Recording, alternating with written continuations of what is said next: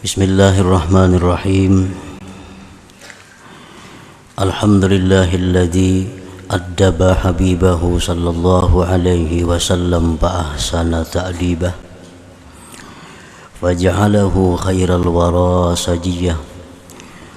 Ashhadu an la ilaha illallah wahdahu la syarika lah wa ashhadu anna sayyidana Muhammadan abduhu wa rasuluhu wa la nabiyya ba'dah. Allahumma salli wa sallim wa barik ala sayyidina Muhammadin manba'il ilmi wal ma'rifah wa ala alihi wa sahbihi wa dhurriyyatihi wa atba'ihi ila qiyamis sa'ah, amma ba'du. Yang kita hormati dan kita cintai para habaib, para alim ulama, muhibbin, hadirin hadirat rahimakumullah.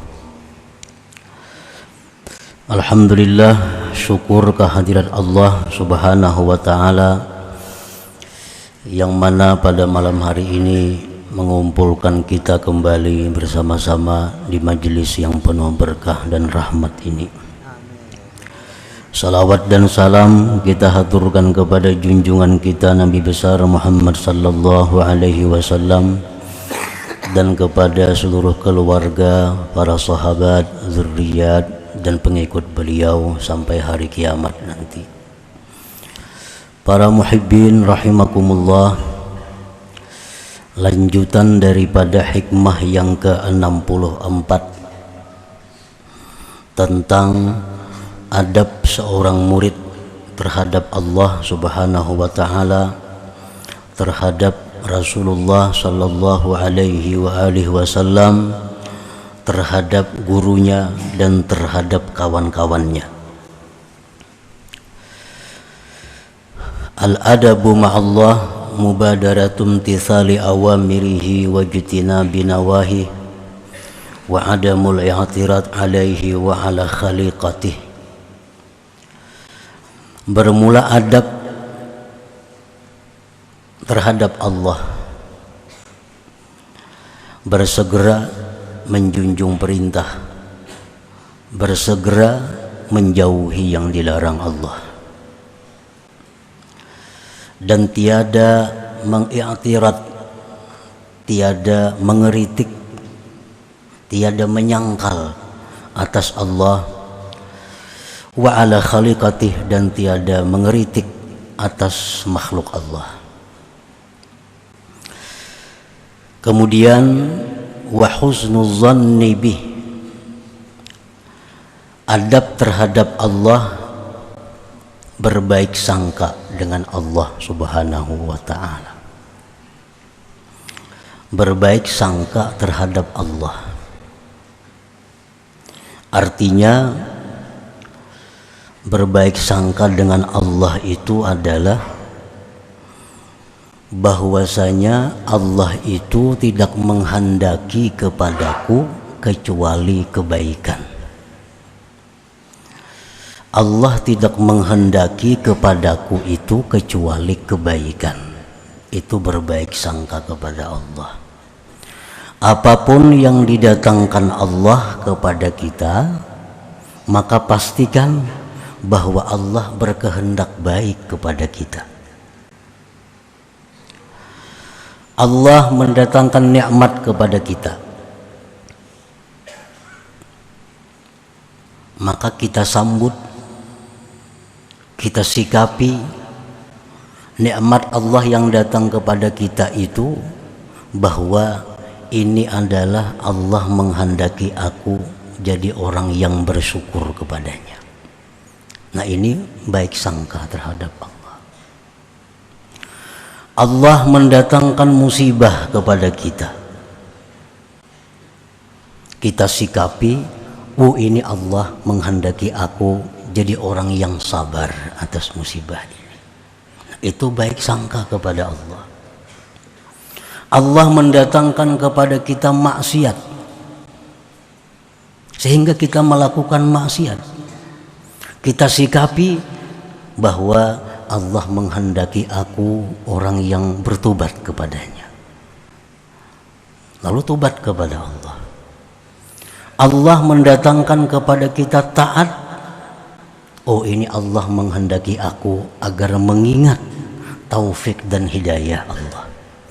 Nah, apapun yang didatangkan Allah kepada kita, kita pastikan bahwa kehendak Allah itu baik kepada kita. Baik yang didatangkannya itu nikmat, yang didatangkannya itu bala, yang didatangkannya itu taat, yang didatangkannya itu maksiat. Semua kehendak Allah agar kita jadi orang yang baik.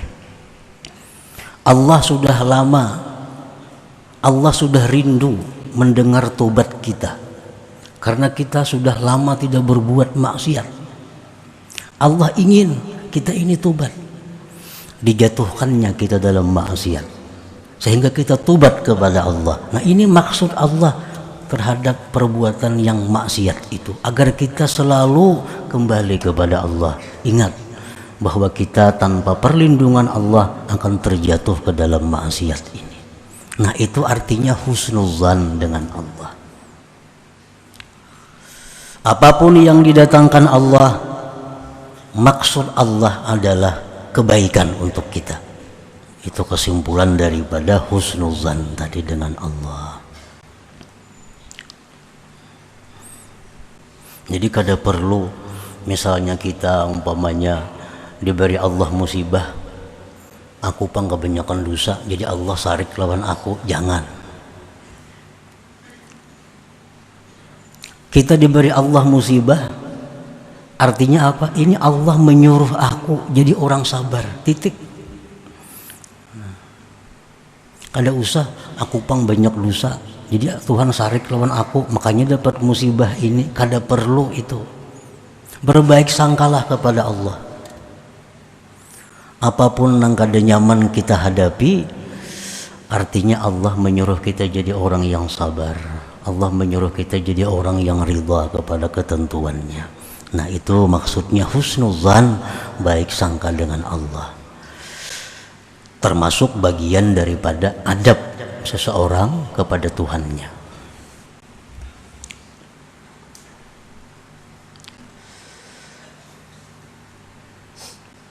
Wasiqatu biwa'dih, termasuk adab seseorang kepada Allah, percaya dengan janji Allah. Jangan ragu-ragu dengan janji Allah itu. Apa yang Allah janjikan dalam Al-Quran, apa yang Allah janjikan lewat Rasulullah Sallallahu Alaihi Wasallam itu pasti. Jangan ragu-ragu. Kalau kita ragu-ragu berarti kita sudah tidak beradab kepada Allah, sudah kada beradab lawan Tuhan. Contohnya Al-Quran menyebutkan wa may yattaqillah yaj'al lahu makhraja wa yarzuqhu min haitsu la yahtasib. Nah, ini janji Allah. Barang siapa yang takwa kepada Allah, Allah akan jadikan baginya jalan keluar dari kesempitan, kesusahan, dan Allah akan berikan dia rezeki dari jalan yang tidak terduga-duga. Ini janji Allah. Asalkan kita takwa kepada Allah, hidup kita tidak akan susah. Asal takwa. Nah, kepercayaan seperti itu bulat dalam hati kita, sedikit pun kada ragu. Kenapa kita sekarang jadi susah, jadi sengsara? Akibat dulu kada takwa, akibat dahulunya kada takwa. Sekarang jadi susah. Sana ada hutang, sini ada hutang, sini ada hutang. Kenapa? Dulunya kada takwa. Jakanya takwa kada sampai demikian terjadi. Karena orang takwa itu dijamin oleh Allah bahwa tidak ada kesulitan baginya, pasti ada jalan keluar dan ada rezeki yang datang dari jalan yang tidak terduga-duga. Nah, jadi percaya dengan janji Allah itu adalah bagian dari adab seorang hamba kepada Allah Subhanahu wa ta'ala.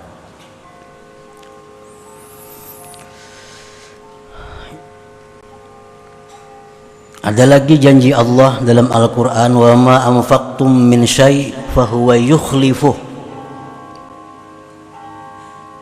Sesuatu yang kamu nafkahkan tentu dalam jalan kebaikan. Uang yang kita belanjakan dalam kebaikan, fahuwa yukhlifuh, Allah akan mengganti. Allah akan mengganti. Arti mengganti itu bukan memberi pahala, mengganti. Lain memberi pahala sudah nyata. Nah, setiap duit yang kita belanjakan asal itu di jalan Allah, Allah pasti mengganti. Adalah orang bangkrut bewakaf, kada terdengar lagi ada. Adalah orang yang pemurah tuh bangkrut, kada ada. Pemainan maka banyak bangkrut. Kalau orang yang bujur-bujur menggunakan duitnya di jalan Allah, fahuwa yukhlifuh, Allah pasti mengganti. Nah, ini janji Allah. Maka janji Allah itu 100% bulat di dalam hati kita, kita percaya tanpa ragu-ragu.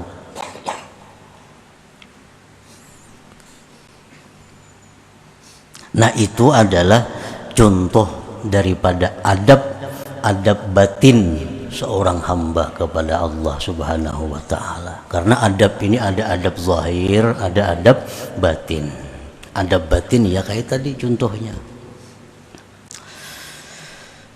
Wa amma adabu zahir ma'allah, adapun adab yang zahir terhadap Allah.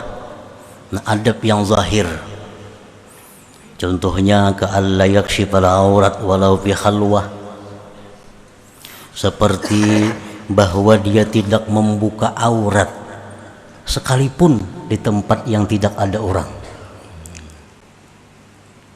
Walaupun di rumah kada ada orangnya, kada mau berselawar handap, apalagi turun ke pelatar. Di rumah, di tempat nang sunyi, nya kada mau buka aurat. Kenapa? Beradab dengan Allah. Nah, ini adab zahir. Wa alla yamudda rijlaihi ilal qiblah, dan seperti bahwa dia tidak menghunjurkan kakinya ke kiblat. Nah, jangan hendak berhujur menghadap kiblat. Itu kada beadab zahir kita kepada Allah. Karena kiblat itu Baitullah, rumah yang sangat diagungkan Allah. Kita berhunjurlah menghadap sana, itu jelas sudah zahir kita kada beadab dengan Allah Subhanahu wa ta'ala. Nah, itu contoh-contohnya.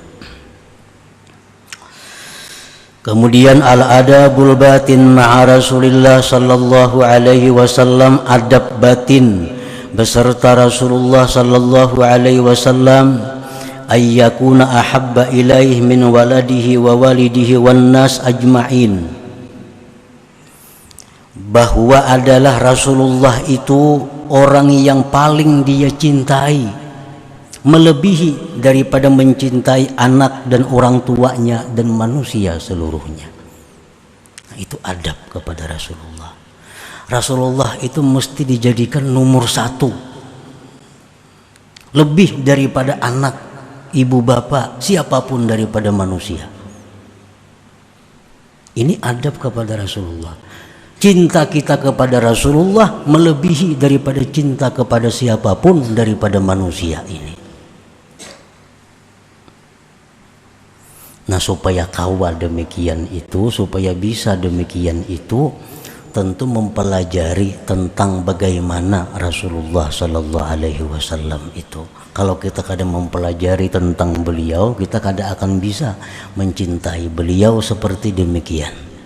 Kalau kita hanya kenal bahwa beliau itu hanya Rasulullah, hanya seorang Nabiullah, kita kadang akan bisa mencintai beliau lebih dari segala-galanya. Nah, perdalam tentang pribadi Rasulullah Sallallahu Alaihi Wasallam, pelajari tentang bagaimana syafaat-syafaat beliau, pelajari tentang bagaimana perjuangan beliau untuk kita. Makin banyak kita pelajari, pasti akan menambah kecintaan kita kepada Rasulullah Sallallahu Alaihi Wasallam. Termasuk kita membaca Maulid Nabi. Orang yang suka membaca maulid Nabi, paham kada paham, itu akan diberikan Allah kecintaan kepada Rasulullah SAW. Membaca maulid Nabi, ketujuh mendengar maulid Nabi, kada ngerti kada. Orang bakuriak umpat juga bakuriak, padahal kada paham napa nang disambat. Cuma berkahnya cinta kepada maulid Nabi akan diberi Allah kecintaan kepada Rasulullah sallallahu alaihi wasallam. Wa ayyuhibba ahla baitih wa ashabah. Adab kepada Rasulullah batin adalah bahwa kita cinta kepada keluarga beliau dan sahabat-sahabat beliau. Itu sudah nyata. Bila kita cinta kepada seseorang, pasti kita cinta keluarganya, cinta kepada kawan-kawannya, sahabat-sahabatnya. Cinta kepada Rasulullah, tapi kada cinta kepada keluarganya, kada beradab dengan Rasulullah sallallahu alaihi wasallam. Cinta kepada Rasulullah, cinta kepada keluarga Rasulullah, tapi kada suka dengan sahabat Rasulullah, kada beradab dengan Rasulullah sallallahu alaihi wasallam.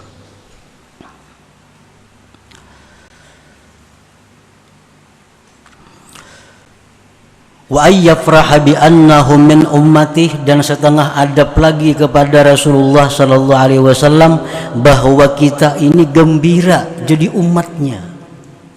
Nah, kita bangga, kita bersyukur kita ini jadi umat Rasulullah sallallahu alaihi wasallam. Itu bagian dari adab kepada beliau. Adab zahir adab batin. Wa amma fi zahir, adapun adab secara zahir, ayyaqtadiya bihadiyih, bahwa mengikuti petunjuk beliau, wa ayyuksiras salata alaih, bahwa memperbanyak salawat kepada beliau. Itu adab zahir kepada Rasulullah sallallahu alaihi wasallam. Nah, para muhibbin rahimakumullah. Kemudian lagi al-adab ma'a syaikhihi, adab seseorang beserta gurunya. Guru adalah seseorang, yang dimaksud di sini adalah seseorang yang membimbing murid untuk menjalani satu jalan menuju keridhaan Allah Subhanahu wa taala. Dan guru ini syarat mutlak. Man la lahu syekh fasyaitan syaikhuhu. Orang yang tidak punya guru, syaitan gurunya. Orang hendak mengenal Allah, orang hendak dicintai oleh Allah, kada beguruan, kada kawa, kada bisa. Syaitan yang membimbinginya, syaitan yang mengajar dia. Ada orang yang mengatakan, aku kada perlu guru, aku salawat saja guruku.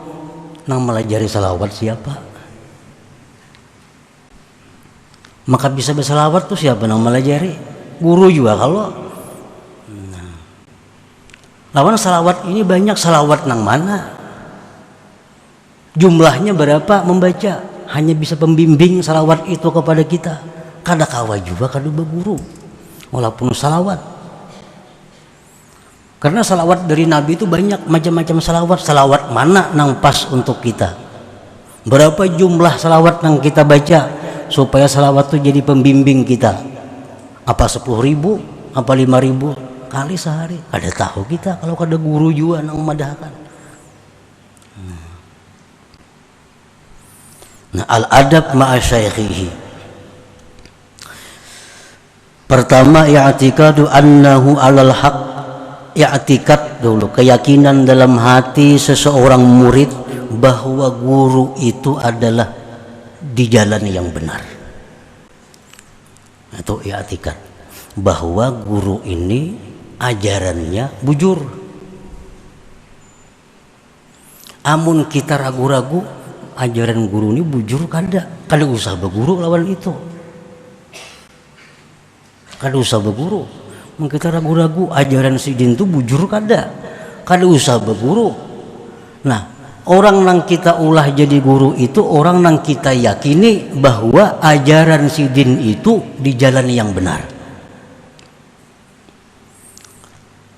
Maka itu diajarkan kepada kita sebelum kita memilih seseorang guru, kita perlu tahu. Pertama, perlu kita ketahui silsilah keturunan guru itu. Guru itu anak siapa? Cucu siapa? Paling kadang ingat situ. Jangankan hendak memilih guru, milih bini aja takut nih kalau tuh anak siapa tuh bini itu orangnya. Jangan Nabi pilih bini keturunannya, apalagi guru. Oh, keturunan siapa garang guru itu? Siapa abahnya? Siapa kainya? Bila kainya orang saleh, abahnya orang saleh, berarti guru ini punya hasab ngarannya. Hasab itu lebih dari nasab. Kalau abahnya aja saleh, kainya kada, itu punya nasab yang baik, tapi belum sampai kepada punya hasab. Kalau punya hasab itu orang nak abahnya saleh, kainya saleh, lebih lagi ke atasnya saleh lagi, minimal ingat kainya. Nah satu itu, karena keturunan ini sangat mewarnai diri seseorang. Nah makanya Nabi menyuruh cari bini kalau itu keturunannya. Nah demikian guru lebih daripada itu. Yang kedua, di mana guru itu dulunya menuntut ilmu, artinya guru itu gurunya siapa? Di mana guru itu bahari mengaji? Nah itu mesti diketahui. Oh bahari guru itu mengaji lawan guru ini sampai silsilahnya kepada Rasulullah Sallallahu Alaihi Wasallam. Nah itu antara lain. Nah para muhibbin rahimakumullah, di zaman Rasulullah pun dahulu orang-orang yang jauh dari Mekah, sebelum mereka itu beriman kepada Rasulullah, mereka datang ke Mekah dulu. Ada sampai seminggu di Mekah, nak mengetahui tentang Rasulullah nih. Oh, kalau perlu para sahabat Nabi ini dulu berhilang lawan sahabat Nabi kita yang sudah Islam, menginap di situ, dilayani, dihormati. Oh ini hanya sahabatnya macam inilah kelakuannya, apalagi gurunya. Nah sehingga banyak sahabat itu akhirnya orang itu masuk Islam kepada Rasulullah Sallallahu Alaihi Wasallam setelah meneliti dahulu siapa-siapa. Nah jadi pertama adab kita kepada guru itu kita meyakini bahwa guru itu di jalan yang benar. Yang kedua, wa'tikadu annahu ahlun lil irsyad wa tarbiyah. Kita meyakini bahwa guru itu beliau bisa membimbing, mendidik kita. Ya kada setiap orang berilmu itu bisa membimbing. Kada setiap nabi itu menjadi rasul. Kada setiap nabi menjadi rasul. Nah ini kita yakini bahwa guru ini bisa membimbing kita ke jalan yang benar, bisa mengarahkan kita kepada kecintaan Allah. Nah itu adab-adab batin. Wa adamul i'tirad alaih, tidak menyangkal atas guru itu. Kenapa guru tuh kayak itu? Nah, maka jasidin ka ini, nah kada boleh dalam hati itu. Karena kita sudah meyakini guru itu benar. Mau kita menyangkal, berarti kita kada beradab lagi. Wa adamul i'tirad alaih. Wa amma fil zahir, adapun pada zahir adab seseorang kepada gurunya ada wa muhuduri majlisih, selalu hadir majelisnya, selalu hadir majelisnya. Balang kambingan kada beadab itu, banu turun banu kada itu kada beadab. Nang tuha kana anum gak sama aja kada beadab. Itu nang zahir adabnya.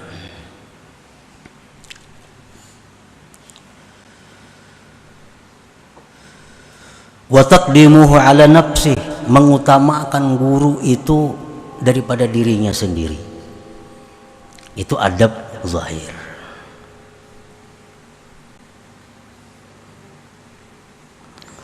Wa an la yarfa'a sautahu fawqa sautih, dan bahwa tidak menyaringkan suaranya melebihi nyaringnya suara gurunya.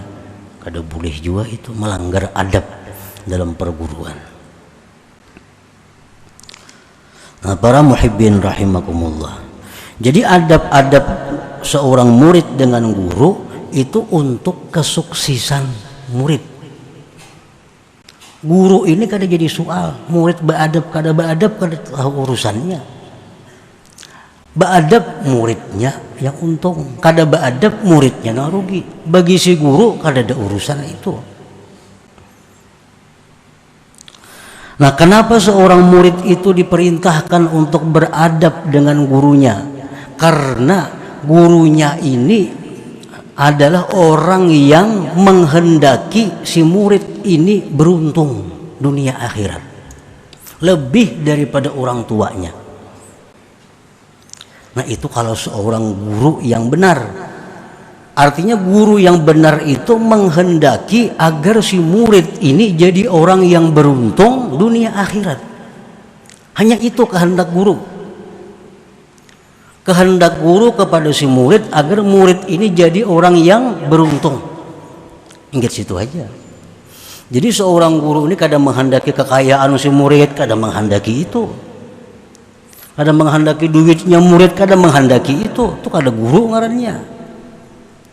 Kehendak guru kepada murid cuma satu, murid ini jadi orang baik, titik. Ingat situ.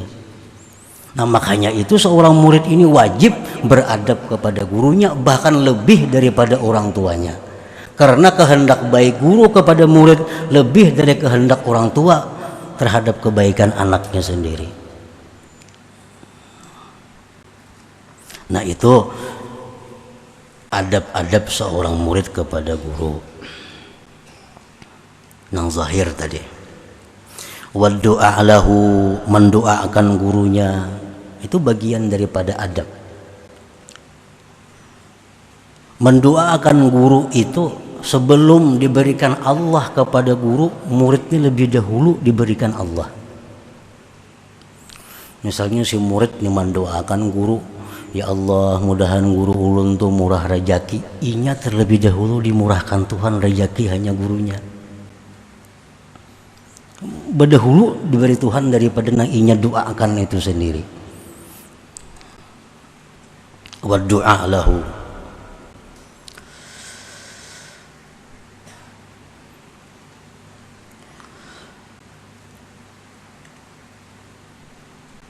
Wa hifdzu hurmatihi, dan menjaga kehormatan gurunya. Jangan menjumanakan paguruan, artinya ini kelakuan paguruan nang supan. Jadi menjaga kehormatan guru. Oh, aku ini murid si anu supan sih mon aku nangka ini. Nah, itu dijaga. Bila itu kada dijaga, kada beadab lawan guru ngarannya. Hifdzu hurmatihim, jaga kehormatan.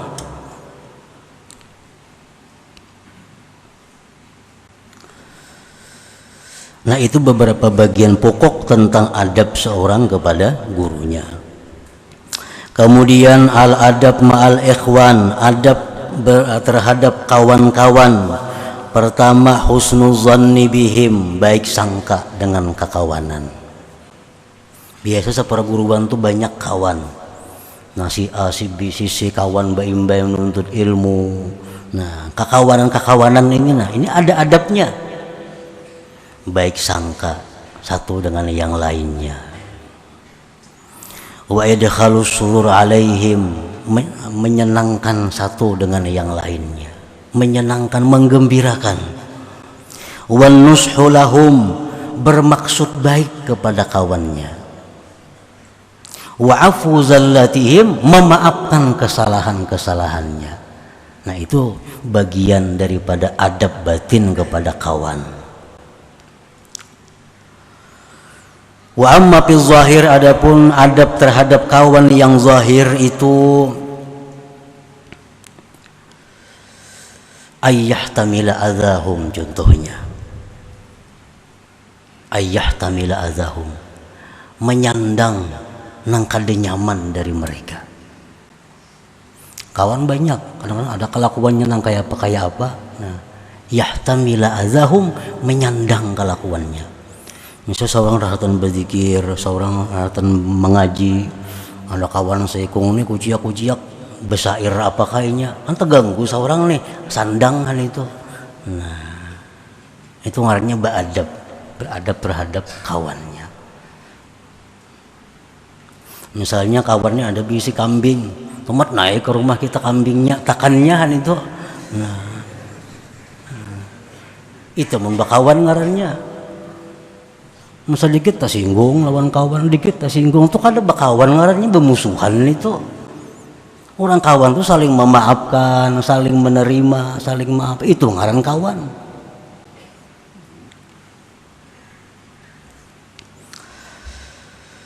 Nah, qala ba'du sufiyah, berkata sebagian sufiyah, ilzamil adab zahira wa batina, fama asaa ahadun al adaba zahira illa uqiba zahira wa ma asaa ahadun al adaba batina illa uqiba batina. Lazimilah adab zahir dan batin, lazimi adab zahir dan batin. Tidak jahat seseorang adab pada zahir, melainkan dia akan dihukum secara zahir. Apa hukuman secara zahir? Malas berbuat taat, suka kepada maksiat. Nah, ini hukuman akibat lawan Tuhan kada beadab, lawan Nabi kada beadab, lawan guru kada beadab, lawan kawan kada beadab, dihukum. Kalau yang dilanggarnya adab zahir, hukumannya pun hukuman zahir. Berbuat maksiat mudah, berbuat dilarang Tuhan nyaman, ini hukuman. Wa ma'asa ahadun al-adab batina illa uqiba batina, dan tidak jahat seseorang akan adab secara batin kecuali dihukum secara batin juga. Hukuman batin apa? Sembahyang kada mau khusyuk, beribadah kada mau nyaman, ini hukuman batin karena inya kada melaksanakan adab batin kepada yang tersebut tadi. Nah, itu mungkin kita kada menyadari. Berapa tahun untuk ilmu sudah kada mau nyaman sembahyang. Berapa tahun untuk ilmu kada mau nyaman berzikir. Mungkin sebabnya kada beadab. Lawan Allah kada beadab, lawan Nabi kada beadab, guru kada beadab, lawan kawan kada beadab. Sehingga berzikir kada mau nyaman, sembahyang kada mau nyaman. Fa in waqa'at minal murid isa'atu adabin falyakun khaifan min dzalik wal yubadir ila taubah wal i'tizar khasyata an tuwajjaha ilaihi al-uqubatu min haitsu la yash'ur. Apabila jatuh dari seorang murid jahat adab, maka hendaklah dia takut yang demikian dan segera tobat dan minta uzur, karena dikhawatirkan bahwa dihadapkan kepadanya hukuman dari sekira-kira dia tidak tahu, tidak merasa pada bahwa dihukum oleh Allah Subhanahu wa ta'ala. Nah, para muhibbin rahimakumullah, ini 4 adab kepada Allah, adab kepada Rasulullah sallallahu alaihi wasallam, adab kepada guru, adab kepada kawan, itu merupakan pokok dari adab-adab yang lain. Karena likulli syai'in adab, ujar ulama sufi, tiap-tiap sesuatu itu apapun ada adabnya. Makan ada adabnya. Cuma 4 ini pokok. Kita bermajlis, berkumpul ada adabnya. Bermajlis, berzikir di majlis nih, apa adabnya? Kita bersuci, berudu, itu kan adab. Kada berudu bang boleh aja, tapi kada beradab. Kita bermajlis, berzikir, berpakaian putih, upiyah, baju tapih putih, itu adab. Baju hirang sebagian boleh aja hadir, tapi kada beradab itu. Tapi habang hijau boleh aja turun ke sini, kada dilarang, cuma kada beradab. Karena kalau adabnya itu berpakaian kupiyah, baju tapih mesti putih, itu adab majlis. Kalau pang diusir misalnya tapi habang kada, boleh aja, cuma adabnya kada ada. Nah bila adabnya kadada, dikhawatirkan berkahnya kada dapat, itu dikhawatirkan. Qala Zunnun idza kharajal murid an haddil adab fa innahu yarji'u min haitsu ja. Bahwa seorang murid itu bila mana keluar dari garisan adab, maka dia kembali dari sekira-kira datangnya. Artinya apa? Hasilnya akan kembali kepada nol artinya. Bila mana kita melanggar satu adab, kita tabulik pulang ke titik awal perjalanan kita. Setiap kali kita melanggar adab, kita kembali kepada di mana kita mulai bahasa pulang. Nah, para muhibbin rahimakumullah, selanjutnya hikmah yang ke-65, dan mudah-mudahan Allah memberikan kita kemudahan dalam perkara dunia maupun akhirat. Wa ila hadratin Nabi sallallahu alaihi wasallam al-Fatihah. A'udzu billahi minasyaitonir rajim. Bismillahirrahmanirrahim. Maliki yaumiddin. Iyyaka na'budu wa iyyaka nasta'in. Subhanalladzina an'amta 'alaihim ghairil maghdubi 'alaihim. Ya Allah biha, ya Allah biha, ya Allah bi husnil khatimah. Ya Allah biha, ya Allah biha, Allah bi husnil khatimah. Ya Allah biha, ya Allah biha, ya Allah bi husnil khatimah. فيا أيها الرجل منه شفاعة صلوا عليه وسلموا تسليما. اللهم صل